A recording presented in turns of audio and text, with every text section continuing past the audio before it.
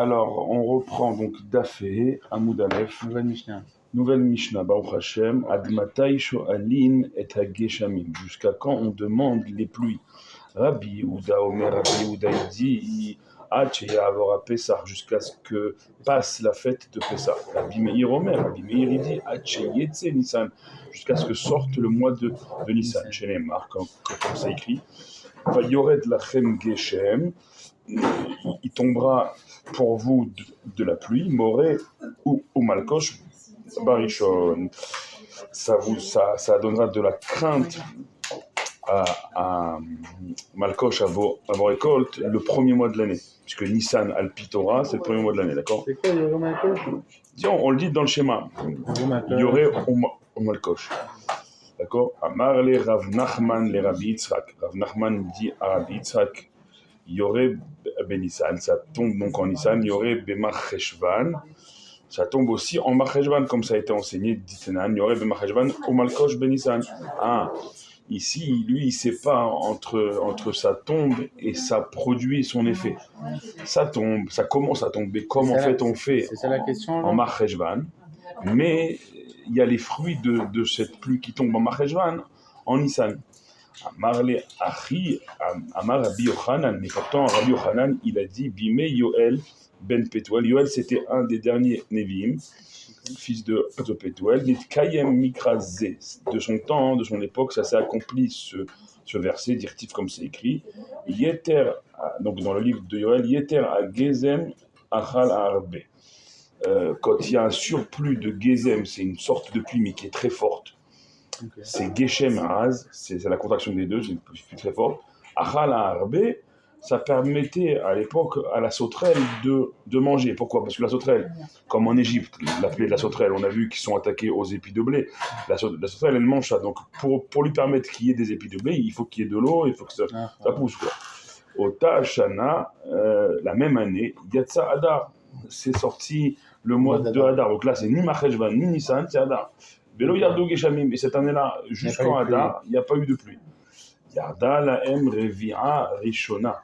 Le premier quart de pluie est tombé en Adar cette année. Ah non, il est tombé Bechad Nissan. Non. Ils ont pas eu de pluie jusqu'en Adar. Et le premier Nissan, un premier quart de pluie est tombé premier Nissan. Amar Laem Navi l'Israël. Il leur a dit le Navi, le prophète en Israël à l'époque, donc c'est Yoel, un Navi. C'est où sortez Uzrao et ensemencé. Amroulo, ils lui ont répondu Mishe Yeshlo Kav Hitim Okavim Serorin. Celui qui a de l'orge du blé. Une cave, alors c'est une ligne de blé et des lignes d'orge. Yochelenu, qu'il en mange, Veihye, et il vivra. Pour te dire à quel point à l'époque ils étaient cloués, mais ils dépendaient de la pluie parce qu'ils ne pouvaient pas manger. Nous aujourd'hui, on n'a pas conscience de tout ça.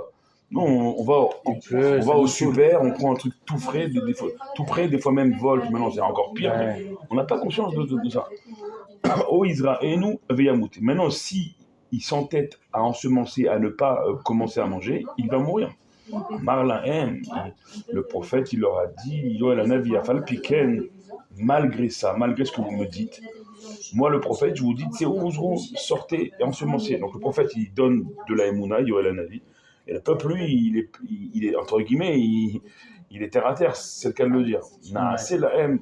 Il vous sera fait, si vous sortez, vous ensemencez Be'emouna, il vous sera fait Gam, Nes, un miracle, mais ni de galer la haine, et il vous sera révélé Ma Shebekatlin ou Ma Shebahoren Nemalim. Ce qui se cache derrière le mur, ça va te parler. Dans le Shir HaShirim, il y a un passage qui dit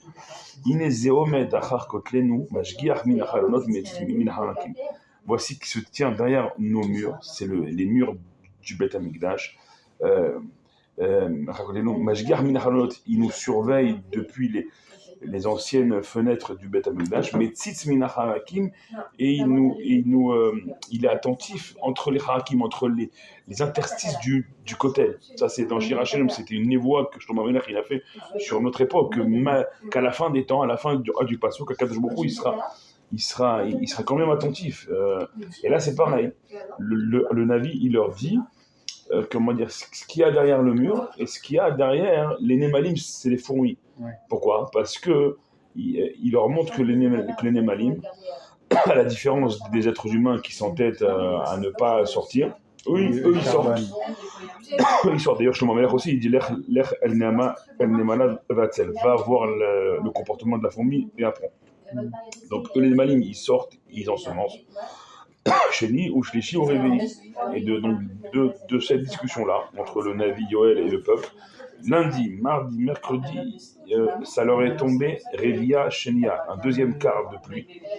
Hamisha Ben Nissan, le 5 Nissan. Ils crient vous en Omer. Ils ont pu, le 5 Nissan, donc, parce que c'est tombé le premier, déjà à faire une offrande de Omer, c'est d'orge. Beshisha Asar Nissan, le 16 Nissan, Nimtset Tevoua, dit là, ils ont trouvé le 16 Nissan, donc après, le lendemain du premier Yom Tov de Pessah, une grande récolte. Beshisha Chodashim, en 6 mois après, Gdela Keahad Asar Yom, Nimtsa Omer, en 11 jours, ils ont déjà trouvé de l'orge. Ils écrivent Miteboa Shel Shisha Chodashim, et par cette mesure d'orge qu'ils ont trouvée en seulement 11 jours, ils ont pu faire une offrande, imagine-toi, équivalent à 6 mois. Krav Bechad Asar Yom. Non, ça on a dit. Non, Krav Miteboa Shel Echad. Je vois pas dire là. Rachim, ça on l'a dit. Écrivez-vous Sharza. D'accord. Gdela Bachatze, oui, d'accord. Ça on l'a dit. Donc, ils ont approché une offrande de 11 jours vers l'auto Ador, et sur cette même génération où Omer, on dit Azor im bedima berina iktsor. Tu vois, ça on le dit dans un télim de Shira Malot Bishuv Hashem avant Birkat Hamazon avant Zimoun. On ne sait même pas ce qu'on dit. Et c'est de là que David Ameler, dans ce télim, il a marqué que Azor im bedima viendra un temps, parce que David Ameler, il était avant Yoel Hanavi, où les ensemenceurs, ils vont semencer avec des larmes.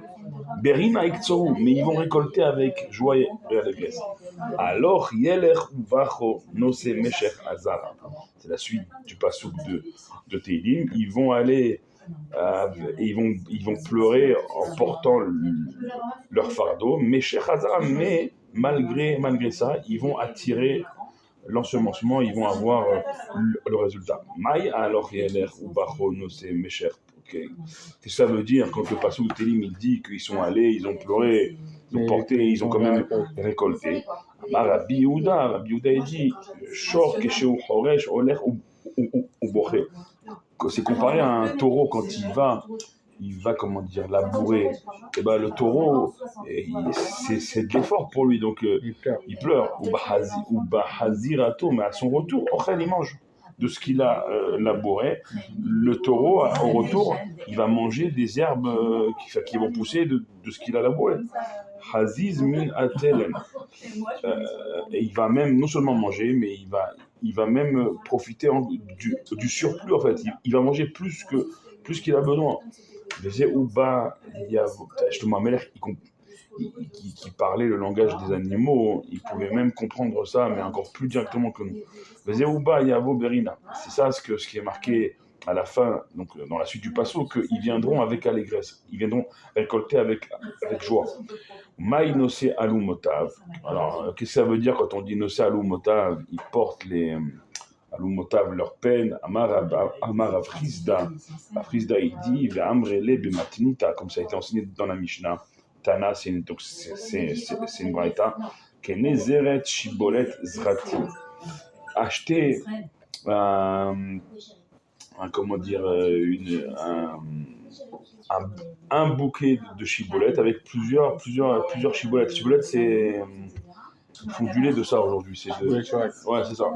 Amar Rav Nachman, les rabbis Yitzhak. Rav Nachman dit à Rabbi Yitzhak, comme c'est marqué, Kara Hashem, les Ra'av. Car Hashem, il a appelé à celui qui est affamé. Gam Ba'el Eretz Sava Sheva Shanim, Be'inecha Sheva Shanim. Et il vient aussi dans une terre qui donc 7 ans 7 ans, et pour cette année, cette année rassasiée. Ça, on va le voir bientôt dans les rêves de Yosef, là, le rêve des 7 années, des 7 vaches maigres. Maï achol. Qu'est-ce que ça veut dire quand c'est marqué manger? La première année, ils ont mangé. Chez Bébetim, ce qu'ils avaient déjà dans leur maison. Chez Nia, la deuxième année. Ils ont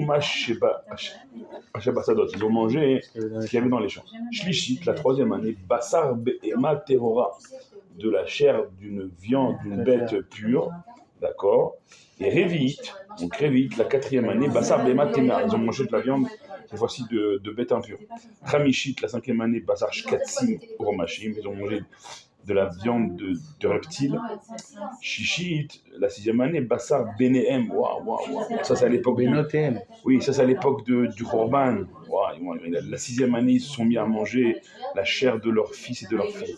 Ça, c'est à l'époque du Korban Bet Amikdash. Shvit, la septième année, Bassar Zéro TM. Ils ont mangé leurs membres, leurs propres membres, leurs bras, leurs jambes. Les Kayam Machinemar pour accomplir le passouk Ish Bassar Zéro Yochou. C'est une clara, ça. Un homme et sa chair et son membre, ils mangeront. C'est une clara, ça. D'où elle existe cette c'est dans Kitavo, parce qu'en fait, là, il t'a fait les 7 années de famille avant le Khorban. Il faut savoir qu'à Yerushalayim, il y avait un siège qui a duré pendant des mois et des années. Nous, aujourd'hui, on fait les dates. Ça veut dire qu'on dit la première brèche, c'est à Sarah Betevet. D'ailleurs, c'est bientôt, c'est le 10 Tevet. C'est le siège de Yerushalayim, le 10 Tevet. Ensuite, on fait le 17 Tammuz. C'est les premières brèches dans les murailles de la vieille ville de Yerushalayim. Et le 9 Av, ils sont arrivés au temple, quoi. Mais nous, il y a quelques semaines, quelques mois qui séparent ces dates. Mais en fait, historiquement, c'est des années. Donc en fait, chaque année là, il nous a été détaillé c'est chemichement. C'est ça que quand on arrive à Tisha B'Av, est-ce que Bichlal, même déjà le 17 Tammuz, les 3 semaines de Ben Amitzayim, est-ce que Bichlal, on réalise pourquoi on jeûne, pourquoi il y a 3 semaines de restrictions. Mais quand tu lis ça maintenant, tu te dis, mais chemichement. Et nous, on essaye de trouver des coulottes mais en fait, non seulement tu n'as pas trouvé de coulottes, mais tu dois encore te mettre plus parce que c'est terrible ce qui s'est passé. D'accord. Donc tout ça pour accomplir cette clara-là qui a marqué. Rav Nachman et Rav Yitzhak. Rav Nachman, il dit à Rav Yitzhak, qu'est-ce qui est marqué ou Bekir Becha Kadosh, que en ton sein je serai Kadosh, je serai sanctifié. Velo Avo Be'ir, je ne viendrai pas dans la ville, Mishum des Bekir Becha Kadosh, parce que au milieu de toi, je suis Kadosh. Lo Avo Ba'ir, je ne viendrai pas dans la ville. Amar le Achi, Amar Rabbi Yochanan, Amar Akadosh Baruch Hu, Lo Avo Birushalayim Shel Ma'ala. Kadosh Baruch Hu, il dit Rabbi Yochanan, Akadosh Baruch Hu, il ne viendra pas dans la Yerushalayim d'en haut, Ad She'avo, jusqu'à ce qu'il vienne d'abord, avant d'aller à la Yerushalayim d'en haut, jusqu'à ce qu'il vienne d'abord à la Yerushalayim Shel Ma'ala, à la Jérusalem d'en bas. Ça, c'est, en vérité, Akadosh Baruch Hu, il est descendu avec nous en exil depuis maintenant presque 2000 ans. Et il a juré à Kadosh Baruch qu'il ne reviendrait pas dans la Yerushalayim d'en haut tant que la Yerushalayim d'en bas ne sera pas revenu. C'est-à-dire que ça fait presque 2000 ans que Kadosh Baruch Hu, il n'est pas revenu dans la Yerushalayim d'en haut, ça veut dire dans son palais en haut, tant qu'il ne revient pas dans la Yerushalayim d'en bas. D'abord, il doit aller d'abord en haut et après en bas. Nous, on pense que nous, ça fait 2000 ans on est en exil à Kadosh Baruch Hu. Mais Kadosh Baruch Hu, non seulement il est en exil avec nous, mais il est en dehors de sa maison en haut jusqu'à ce qu'il ne rentre pas dans sa maison en bas. Ça veut dire que Kadosh Baruch Hu, il est en exil dans le ciel tant que nous, en bas, on est en exil. Tellement que Kadosh Baruch Hu, il nous aime et qu'il est avec nous dans l'exil. C'est important de lire et de relire ces mots-là.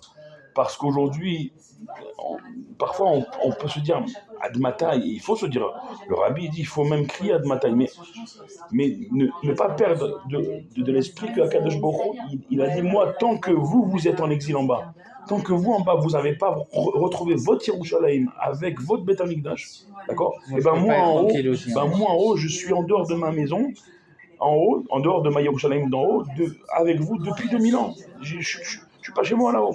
Kadosh Baruch Hu, imagine-toi combien Kadosh Baruch Hu, il est Mishtatev dans notre souffrance, combien il nous aime. Donc ça, on a dit, Mi Ika Yerushalayim les malins. Qu'est-ce qu'on appelle Yerushalayim d'en haut? En dirti Yerushalayim Abenouya, Be'ir Shahub Bera, Yahdav, c'est marqué dans un télim, d'ailleurs dans les Shira Malot, Samarti Bomrimli. C'est marqué là-bas que Yerushalayim, la reconstruite, donc celle qui sera reconstruite à Benouya, elle sera comme une ville qui se sera rassemblée Yahdav ensemble. Marlé Rav Nachman, Rabbi Yitzhak, Rav Nachman dit Rabbi Yitzhak, ma dirtiv. Ba'achat iv'aru v'kaselu v'irselu musar abelim etz hu. Ça aussi c'est extraordinaire. Enfin, c'est terrible parce que dans une ville qui sera brûlée, eh ben ils vont prendre du moussard de ça. Abelim etz, les Aklim etz. Non, Abelim ou Aklim, c'est un bête ou un kaf? En fait, le etz ici, il fait référence à il marche sur le etz. Je ne sais pas si vous me comprenez. C'est marqué dans les clalotes d'ailleurs de Berkota Yokitavo, etz va aven. Vous serez dispersés dans des nations de bois. C'est il marche va aven, c'est la pierre qui se trouve en Arabie Saoudite. Donc c'est marqué ça dans la Torah, mais c'est aussi marqué dans le Alenu le Shabbeach.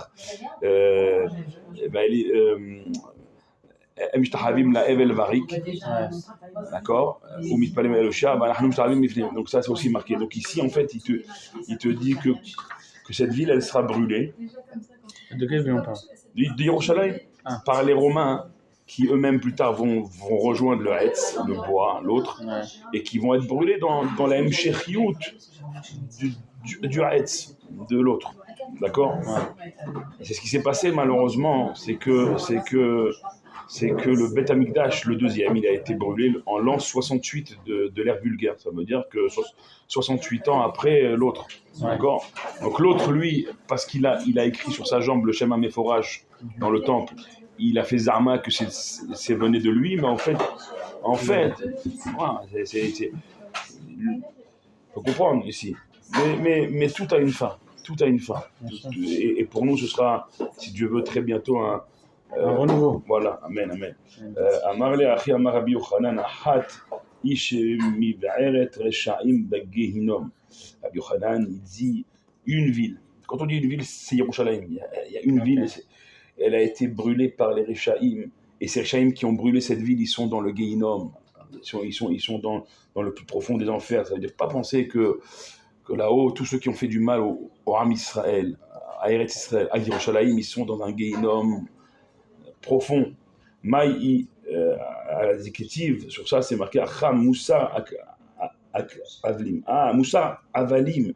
C'est sur ça que c'est marqué un moussard, une morale pour tous ceux qui ne valent rien en fait. Tous ceux qui font du mal à Am Israël, Yerushalayim, ils valent rien. Donc pour eux c'est un moussard d'être au Gehinam.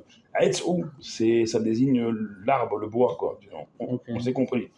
Faut savoir que pourquoi donc c'est mentionné ça? Parce que dans la Gemara, il est intervenu, il marchait mauvais. On a effacé d'ailleurs ses avis de la Gemara.